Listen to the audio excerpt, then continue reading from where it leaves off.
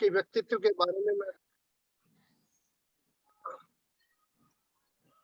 आपके व्यक्तित्व के बारे में बताना चाहूंगा कि आपने एमएससी केमिस्ट्री की डिग्री 5 इयर्स इंटीग्रेटेड पाठ्यक्रम द्वारा Birla institute of technology and science, जिसको शॉर्ट में बिट्स पिलानी के नाम से मशहूर है, 1980 में आपने प्राप्त की थी।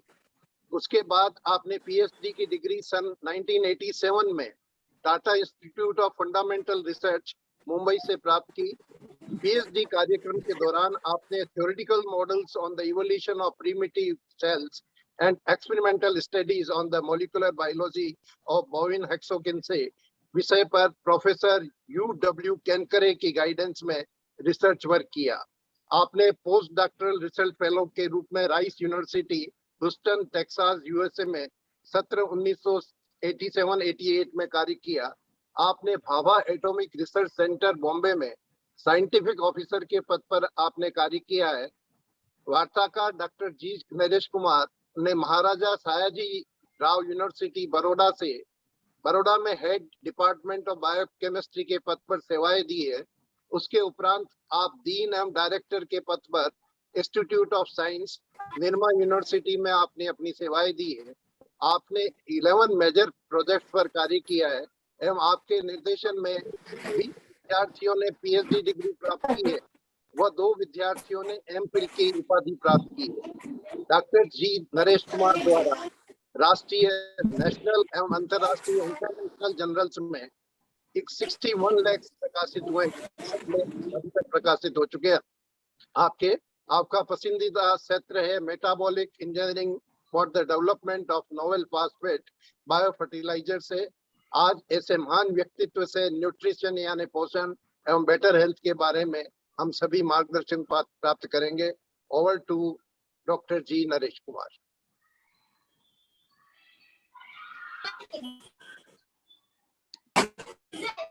सर अनम्यूट करें आप।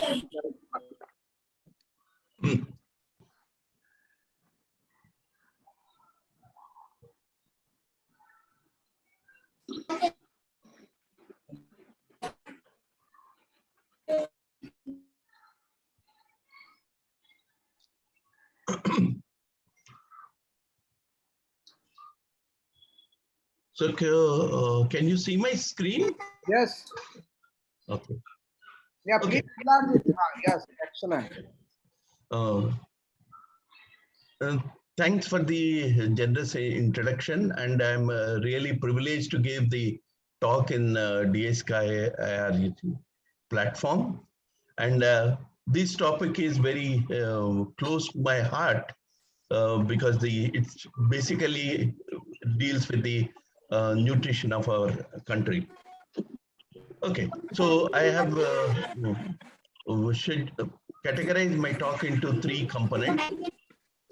First one is the importance and the nutrition and nutritional status. Second is status of metabolic disorders, and third one is जरा अनम्यूट करिए आप डॉक्टर नरेश कुमार को अनम्यूट करिए प्लीज, तो बीच में गड़बड़ कर रहे हैं लोग। हाँ प्लीज कंटिन्यू। ओके, हाँ थोड़ा सा इलाज कर दीजिए। Yeah, okay. Okay, so the nutrition, all of us know at the personal level, it is very important. It makes a lot of significance. But I'm going to give you some of the data which is generated at the international level about the importance of nutrition. So here first, the international agencies have calculated the cost of nutrition. So if you look at that, the adults who are undernourished children, they earn something like 20% less than other normal individuals. And then globally, the world spends about $2 trillion per year. That's the current estimates. And child and maternal nutrition is far one of the major burden of the health burden in the world entire world, that is the major burden. And over the years, the cost of treating overweight or obese persons is equivalent to something like 4 to 9% of the most countries' GDP. And they have estimates that US used to spend something like $1.4 trillion in 2010, and they have estimated by 2030 they will be spending about $35 trillion. This is for the American statistics, but in Asia and Africa also, they're going to lose about 11% of the GNP every year because of the poor nutrition. So, and this nutrition in the first 2 years of life is going to play an important role in their future life in terms of their learning and education and whatever they can perform. So, and what the calculations also says, if you are investing an amount, $1, you are going to get the returns over the 16 times in the nutrition. So that's a very, in terms of costs incurring is very high, nutritional losses. But if you are spending some amount on the improving the nutrition, the returns are going to be very high, the national point of view. And the simple fact, what people have calculated is, if the adult height changes by something like 1 centimeter, the percentage wages are going to change from 4% to 6%. So that's going to make enormous contribution for the people at the individual level. So these data seem to say that both at the national level and in terms of the individual level, the investment on the nutrition is very important for the country. So what has happened is India has realized this for a long time. And recently, the government has come up with a detailed survey. This is what was known as Comprehensive National Nutrition Survey. This is done for the recent 2016 and 18. And this is an extensive study. It is involving something like 1 lakh children. And they have taken some 50,000 people, children and adolescents, blood, urine, stool samples, everything. And then they have, this is a huge task involving large number of personnel. You can see that something like 2,500 personnel were involved in this. And this is done at the national level, state level, urban and rural areas, taking consideration of all sections of the society. This is a picture which shows the something like 30,000 points data has been collected, the extensive coverage of Indian data. So this is the most authentic and up-to-date information about the children from 0 to 6 to adult till 19 years. It's coming the young people, they are going to be future of our India. So they have monitored all types of parameters. You can see that the type of diet, vegetarian diet, people having vegetarian with egg, and how much is the percentage of non-vegetarian diet, and all kinds of parameters, male, female, then whether they are in this education in the school or not in school, whether what type of religion they belong, what caste they are, where they are locating, and what is their wealth status, whether they're very poor or rich, or all kinds of parameters have been considered in this survey. And this shows the analysis of this. first parameter, what is called the body mass index, that shows about the whether the growth is normal or not. If you look at this curves of the different ages, you can see that the stunted is this brown color, and this is the females, and these are males. And you can see that the stunted thing increasing over the age till 19 years. Both females and males are, their growth is stunted, that is reaching up to 30%. And if you look at the body weight, low body mass index, that the total development is less. If you look at that, the males are much more deficiencies compared to the female. So this is the status of the young population of the survey demonstrates. So the this additionally, this data has also been analyzed by various scientists and projected what happens not only from this data, cumulative data from 2000 to 2017, and they have projected what happened to the future 2025. And they expressed what is the child growth failure, that is in terms of stunting, wasting, anemia, underweight in the children is of 0 to the 5 years. And then stunting, here you can see that this is about 49%. In Indian population, the total numbers, it is just not only the percentage, actual numbers are also very high.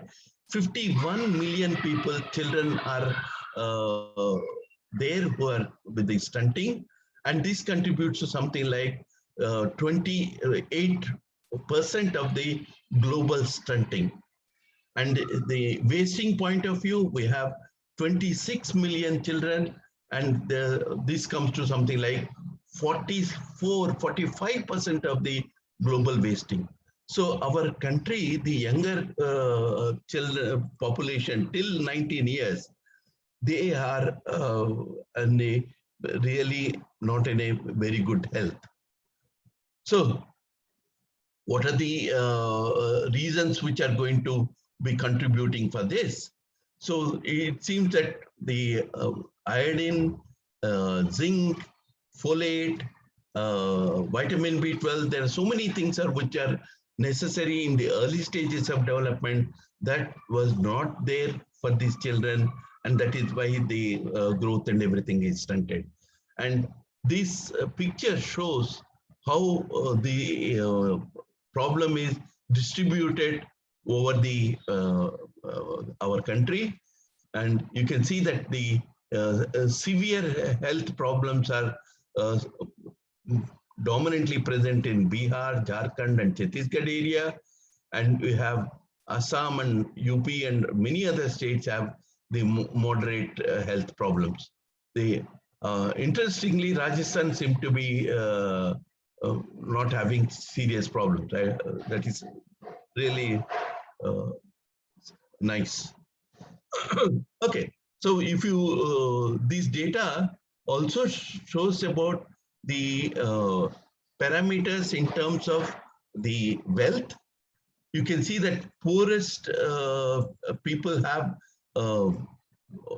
if you look at the lower, younger people have the higher deficiency compared to other people, but it is not too much of a difference, whether it, whatever the age is there. With and if you look at the richest people and the poorest people, the difference is only 10%. So this is, it comes as a really surprise that we think that the deficiency problems, anemia problem is only restricted to rural and poor people. That is not true. The data does not show that. And if you look at the age-wise distribution, the maximum anemic is found in the early stages. You can see that 40 to 60%, even to 70%, extremely high in the early ages, and the middle is okay, but again in the later the adult stage, the deficiencies are high. This is mainly for the females, not for the males. So this is the scenario, irrespective of the wealth. The anemic problem is very much prevalent in our children. If you look at the other parameters, look at the vitamin D deficiency, the deficiency, you can see that here, the urban has more than rural, and the wealth-wise richest people have more vitamin D deficiency than the poor people. This is again is some sort of a eye-opening for all of us to think that the problem is only restricted and prevalent in the poor people. That does not seem to be true. And this rural or urban or poor or rich, the problem is seem to be more in rich and urban societies compared to the rural thing. This malnutrition here, the stunting is something like overall in, we said that 46 million. Diabetes is another problem. What is there is the 72 million. Obesity and overweight is 166. Anemia, you can see that the highest problem in our country. Okay, so if you also look at the other deficiencies, vitamin B12 and folate, we can see that the deficiencies are present everywhere. I'll not go into the details of each and every one, but this gives a clear-cut perspective of whether it is a vitamin B12 or folate or vitamin A or vitamin D and zinc, which are essential, which are contributing for basal nutrition for all sections of the people. The deficiencies are there everywhere. You can see that the richest people, vitamin B12 deficiency is 33%, extremely high. So this comprehensive nutritional survey is a real eye-opener for all of us. Okay, so the government has realized all these things and then started a special scheme for at least for the rural and poor sections of the people. That is what is called the Poshan Abhiyan. So they have this scheme was launched by our Prime Minister Narendra Modi on March 2018. And the objective is to decrease this stunting to as much as possible by 2022. Of course, this is still not going to completely eliminate it. Only it is the first target is by 2022, we should make some positive contribution in preventing these deficiencies. Okay, so not only in addition to these deficiencies, we'll see the many other health problems affecting the later age of our country. There are so many things which are associated with our current lifestyle: obesity, hypertension, fatty liver disease, and so many things. And this is not restricted to only our country. This is a global phenomena. And we thought these will not be there in our country because we thought we were not that much rich and we are not having so much of excess things what is available in the developed countries. This obesity and these type of problems are very much prevalent in known to be almost 1/3 of population of developed countries. So, so there is a state what is coming to known as to describe some sort of an unhealthy state, but it is still not a disease state. This is as known as metabolic syndrome. In the metabolic syndrome, this is affecting something like 40% of the people over the year of 60 years, and some of the parameters which are indicative of this metabolic syndrome is the fasting blood glucose levels is greater than 100 milligram per day deciliter, and then the waist circumference, either for men it is more than 40 inches, and for women it is 35 inches, and then you have some high amount of blood pressure greater than 130 by 85 pressure if it is there, and the cholesterol, which is a good cholesterol, which is called the HDL, that is if it is less than 50 milligram per deciliter for women and 40 milligram per deciliter for men. If these parameters are there, either one, few or many, this is an indicative of the state what is called the not a very healthy state. That is why this is came to be described as metabolic syndrome. And this metabolic syndrome depends upon the genetic makeup and lifestyle. This progresses slowly over the years into other diseases, whether it's a heart disease or diabetes or cancer or polycystic ovarian. Many other metabolic diseases are going to come at a later stage. This is a precursor state of the complicated metabolic disorders. So, as I said, we thought that these problems are more with the developed countries, not for India. But the recent report which has come out in 2020, this is an analysis of 113 studies which has been done.